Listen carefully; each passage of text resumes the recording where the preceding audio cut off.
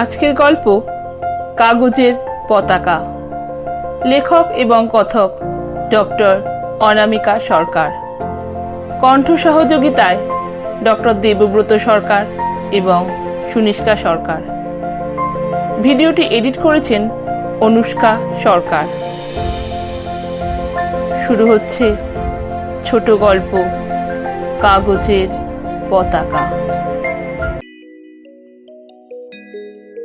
যদিও শ্রাবণ মাস, তবু সকাল থেকে দিনটা আজ রোদ ঝলমলে। চারিদিকে খুশি খুশি ভাব। দক্ষিণ শহরতলির ছোট একটি ক্লাব, নামটা নাইবা বললাম। ক্লাবের সামনের মাঠে ছোট প্যান্ডেল বাঁধা হয়েছে, টেবিল চেয়ারও এসে গেছে। প্যান্ডেলের পাশে ইট দিয়ে শহীদ বেদি বানানোর কাজ চলছে। পাশে একটা লম্বা বাঁশ শোয়ানো রয়েছে। ক্লাব প্রেসিডেন্ট দিগন্তবাবু ছুটোছুটি করে ক্লাবের অন্যান্য সদস্য এবং ঠিকাদারের কর্মীদের ব্যতিব্যস্ত করে তুলছেন। তাড়াতাড়ি তাড়াতাড়ি কর, জোরে হাত চালা। অলরেডি 7:30 বাজে, ওনারা 8টায় ঢুকবেন বলেছেন। কাজকর্ম জোর কদমে এগোতে থাকে। 8:30 বাজার আগেই শহীদ বেদি নির্মাণ কাজ শেষ। 3 বর্ণের আবিরে সাজানো সে বেদিতে দেশপ্রেমিকদের ছবি পরপর সাজানো। নেতাজি, ক্ষুদিরাম, ভগৎ সিং। কাগজের পতাকা জড়ানো পতাকা দণ্ড শহীদ বেদির মাঝখানে সদর্পে দণ্ডায়মান। লম্বা লম্বা গোটা আষ্টিক পাটের দড়িতে কাগজের অসংখ্য ছোট ছোট জাতীয় পতাকা আঠা দিয়ে আটকে পতাকা দণ্ডের একদম মাথা থেকে মাঠের পরিধি বরাবর মাটিতে ইট দিয়ে বেঁধে টান টান করে রাখা রয়েছে। অগুন্তি ছোট ছোট জাতীয় পতাকার ফাঁক দিয়ে নীল আকাশটাকে অসম্ভব সুন্দর লাগছে। তার সাথে মাইকে বেজে ওঠা দেশাত্মবোধক গানে উপস্থিত সকলের রক্ত যেন টক বক করে ফুটতে থাকে। মাঠের মধ্যে ইতিমধ্যেই কিছু বাচ্চা এবং বড় জড়ো হয়েছেন। পাড়ার কিছু শিশু শিল্পী এবং মহিলারা নাচ গান পরিবেশন করবেন, তারাও পৌঁছে গেছেন। ভিড়ের মধ্যে এক ধারে একটি চেয়ারে বসে আছেন বৃদ্ধ মনোহর বাবু। বয়স প্রায় 80 ছুঁই ছুঁই। এত কোলাহল, এত হাসি ঠাট্টা, কোনো কিছুই বৃদ্ধকে স্পর্শ করছে না। তিনি নির্নিমেষ তাকিয়ে থাকেন শহীদ বেদির উপরে রক্ষিত ভারত মাতার বীর সন্তানদের দিকে। মনে মনে তাদের উদ্দেশ্যে বারবার প্রণাম জানাতে থাকেন। হে ভারত মায়ের বীর সেনানী বৃন্দ, আমার কোটি কোটি প্রণাম নিও।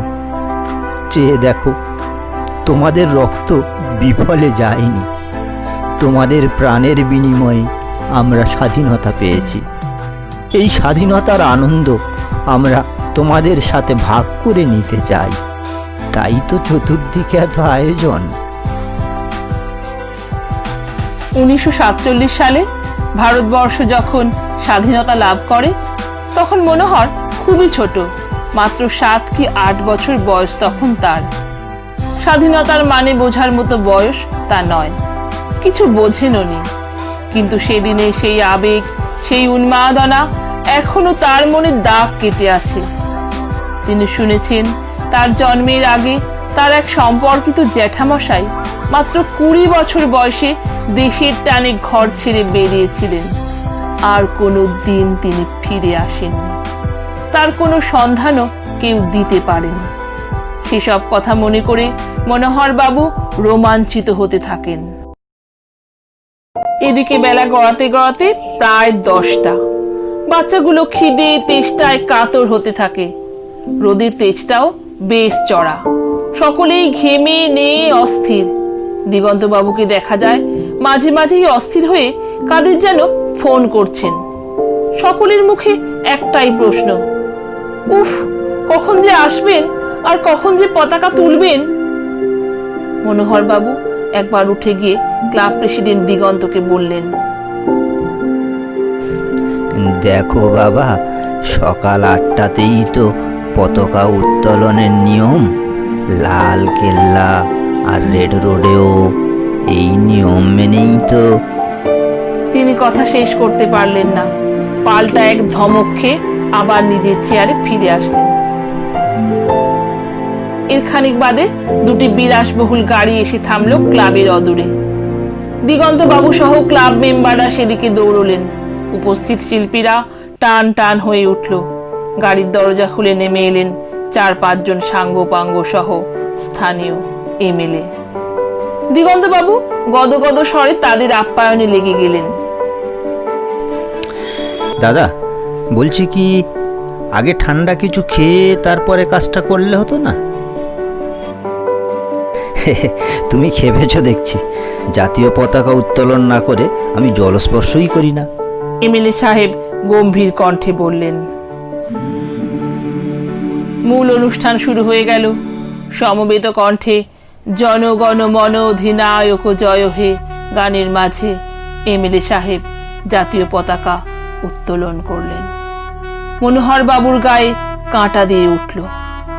এরপর একে একে শহীদ বেদিতে মাল্যদান করলেন এমএলএ সাহেব, ক্লাব প্রেসিডেন্ট দিগন্ত বাবু এবং সম্পাদক মোহাম্মদ অলিউল্লাহ। ধীর পায়ে সেদিকে এগিয়ে গেলেন মনোহর বাবু। সম্পাদককে বললেন, বাবারা, আমাকে একটু মাল্যদান করতে দেবে বাবা? অলিউল্লাহ তেরচা চোখে চেয়ে বলল, মাল্যদান করবেন? তা মালা সঙ্গে এনেছেন?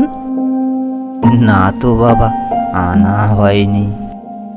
দেখতে তো পাচ্ছেন মাত্র 3টেই মালা কেনা হয়েছে। আজ ফুলের যা আকাশ ছোঁয়া দাম, নিজের মালা থাকলে মাল্যদান করুন। কপাল কুঁচকে বলল অলিউল্লাহ। মনোহর বাবু জড়সড় হয়ে দাঁড়িয়ে থাকলেন। একটি বাচ্চা মেয়ে মুঠো ভরে কিছু ফুল এনে তার হাতে দিয়ে বলল, দাদু, আমাদের গাছের ফুল, তুমি নাও। মনোহর বাবু মৃদু হেসে সেই ফুলগুলি শহীদ বেদির উপর ছড়িয়ে ভক্তি ভরে প্রণাম করলেন। এদিকে মাইকে এমএলএর বক্তৃতা শুরু হয়ে গেল। আজ 15ই আগস্ট ভারতের স্বাধীনতা দিবস। এই স্বাধীনতা দিবসের সাথে আমাদের পার্টির তৎকালীন নেতাদের ওতপ্রোতভাবে যোগাযোগ। আমাদের পার্টির নেতারা না থাকলে আজ ভারতবর্ষ কখনোই স্বাধীন হতে পারত না। তাই এই পার্টি হলো ভারতের একমাত্র পার্টি যার ওপর আপনারা নিঃসন্দেহে ভরসা করতে পারেন। আর এই পার্টির একজন একনিষ্ঠ কর্মী হিসাবে আপনাদের সেবা করতে পেরে আমি অত্যন্ত কৃতার্থ। আশা করি আপনাদের ভালোবাসা ও দয়া আগামী বিধানসভা নির্বাচনে আমার ওপর একইভাবে বর্ষিত হবে।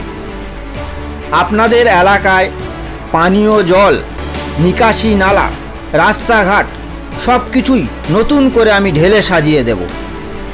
আর এই কর্মকাণ্ডে আমি পাশে পেয়েছি পুরনো দল ত্যাগ করে আমাদের দলে সদ্য যোগ দেয়া সর্বগুণান্বিত পরিশ্রমী এই দিগন্ত কর্মকারকে। আগামী কাউন্সিলর নির্বাচনে ও যেন এই ওয়ার্ড থেকে টিকিট পায়, সেই চেষ্টাই আমি করব। চটপট হাততালি পড়তে থাকে। দিগন্তবাবু লজ্জিত লজ্জিত মুখে দুহাত জড়ো করে দাঁড়িয়ে থাকেন। পিছনে রয়ে যায় নেতাজি ক্ষুদিরাম ভগৎ সিং। বক্তৃতা শেষ করে গাড়ির উদ্দেশ্যে পা বাড়ান এমএলএ সাহেব। ছুটে আসেন দিগন্ত। দাদা, কিছু জলযোগের ব্যবস্থা করেছি। আর সময় নেই ভাই, 11টা তো বাজতে চললো। আরও 3-4 জায়গায় যেতে হবে আমার। এক কাজ করো, তুমি প্যাকেটগুলো বরং গাড়িতেই তুলে দাও। দিগন্ত চোখের ইশারায় একজন ক্লাব সদস্য ক্লাব ঘর থেকে একটি বড় ক্যারি ব্যাগ নিয়ে আসলো। তার মধ্যে কি সব যেন রয়েছে। জায়গাটা মুহূর্তে বিরিয়ানির গন্ধে ম ম করে উঠল। দিগন্ত একটা ছোট কাগজের খাম সবার অলক্ষ্যে এমএলএর হাতে গুঁজে দিলেন। নেতাজি ক্ষুদিরাম আর ভগৎ সিং মুখ চাওয়াচাই করলেন। এমএলএর গাড়ি ছেড়ে দিল। এদিকে অনুষ্ঠান প্রায় শেষ। ক্লাবের পক্ষ থেকে উপস্থিত সমস্ত দর্শকদের ছোলা আর জিলিপি খাওয়ানো হলো। সবাই যে যার বাড়ির পথ ধরল। শহীদ বেদিতে বসে থাকলেন কেবল নেতাজি ক্ষুদিরাম ভগৎ সিং।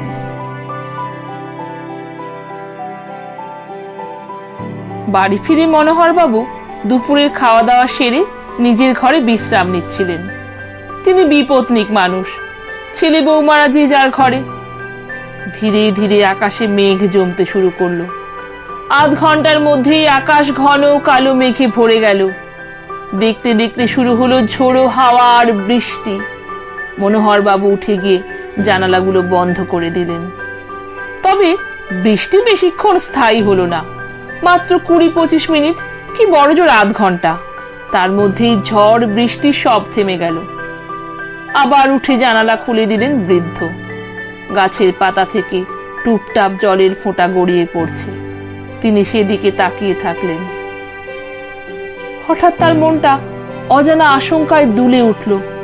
কিসের যেন এক অমোঘ আকর্ষণে তিনি ঘর ছেড়ে বের হলেন। ধীরে ধীরে এসে উপস্থিত হলেন ক্লাবের মাঠে। সারা মাঠ কাদা জলে থই থই। পতাকা দণ্ডের মাথায় ত্রিবর্ণে রাঙা জাতীয় পতাকা এখন জলে ভিজে নেতিয়ে রয়েছে।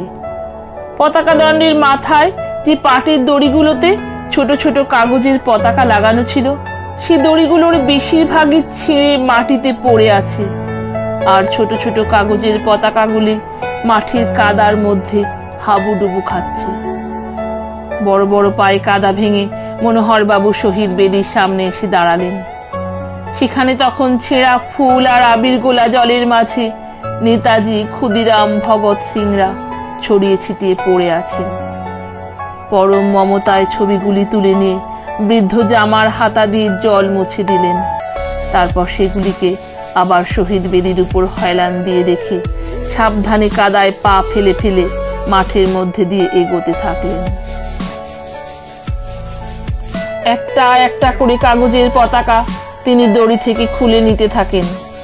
জলে ভিজে সেগুলি এমনিতেই নরম হয়েছিল, সহজেই খুলে আসতে থাকে।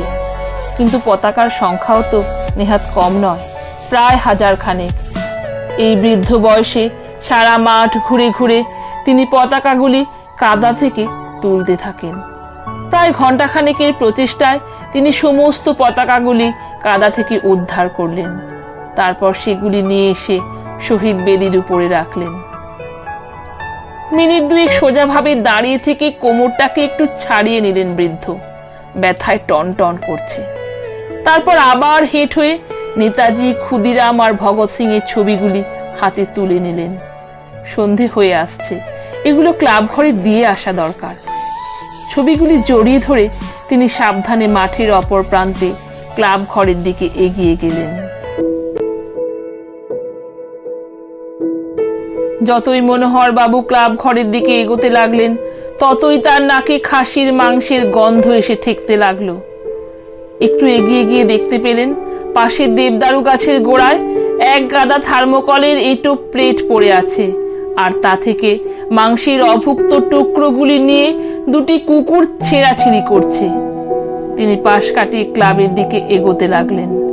ভিতরে কারা যেন উচ্চ স্বরে কথা বলছে, আর মাঝে মাঝে সিনেমার চটুল গান গেয়ে উঠছে।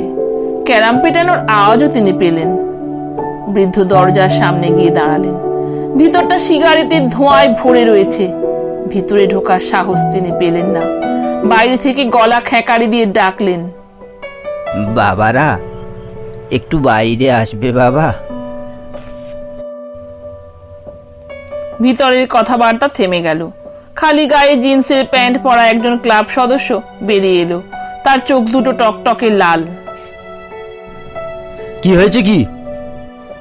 তার মুখ নিঃসৃত এক ঝলক মদের গন্ধ মনোহরবাবুর নাক মুখকে সিঞ্চিত করে দিল। এই ফটোগুলো একটু ধরো বাবা, দেয়ালে টাঙিয়ে দাও, বৃষ্টিতে ভিজে গিয়েছে। দিন। সে হাত বাড়িয়ে ছবিগুলি নিয়েই পিছন ঘুরে ক্লাবে ঢুকতে উদ্যত হলো। দাঁড়াও, যেও না, সন্ধ্যা হয়ে আসছে, পতাকাটা নামিয়ে নাও। সে 180 ডিগ্রি ঘুরে মনোহরবাবুর দিকে তাকিয়ে খেকিয়ে উঠল। আপনি জানতো দাদু, আমাদের পতাকা আমরা কখন নামাবো, কখন তুলবো, সে আমাদের ব্যাপার। আপনারা তো মাথা ব্যথা কিসের? হ্যাঁ, বলেই সে ক্লাবের ভেতরে ঢুকে গেল। মনোহরবাবু স্তব্ধ হয়ে দাঁড়িয়ে রইলেন। ওদের পতাকা? ব্যাপারটা ঠিক তার বোধগম্য হলো না। ভগ্ন হৃদয়ে, ক্লান্ত শরীরে বৃদ্ধ একাকী মাঠের কাদা ভেঙে এগিয়ে আসতে লাগলেন। শহীদ বেদির সামনে এসে মাথা তুলে উপরে তাকালেন। বিকেলের মৃদু বাতাসে ভিজে পতাকা শুকিয়ে গিয়ে আবার পথ করে উঠছে, আর সেই হাওয়াতেই তার চোখের সামনে শহীদ বেদির উপরে রাখা কাগজের পতাকাগুলি একটি একটি করে উড়ে যেতে থাকলো। 1, 2, 3, 4। বৃদ্ধ আর গুনতে পারছেন না। শত শত ত্রিবর্ণ রাঙা কাগজের পতাকা সারা মাঠের উপর দিয়ে উড়ে উড়ে ঘুরে ঘুরে নাচতে লাগলো।